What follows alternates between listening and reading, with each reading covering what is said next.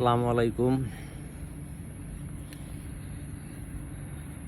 আজকের যে খেলাটা হইলো ব্রাজিল অ্যান্ড উরুগুয়ে, এই খেলাটা নিয়ে আর ব্রাজিল গোল পেনাল্টিতে গোল খাইছে, ঠিক আছে।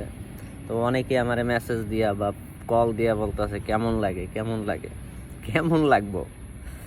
খেলা তো খেলা চারাই যেতুক ভালো লাগে, অবশ্য পছন্দের দল হাইরা গেলে একটু খারাপই লাগে। বিগত দিকে যদি তাকাই তাহলে জার্মান বিশ্বকাপ নিছে, অথচ জার্মানের কোনো অস্তিত্বই নাই এখন। জার্মান যে বছর বিশ্বকাপ নিছে ওই বছর জার্মানের সাথে দাঁড়ানোর মতো কোনো প্লেয়ার ছিল না। ব্রাজিলের মতো দল 7টা গোল খাইছে, ফাইনালে যা আর্জেন্টিনা 3টা গোল খাইছে। এগুলা ব্যাপার না, খেলাধুলা আসলে এরকমই।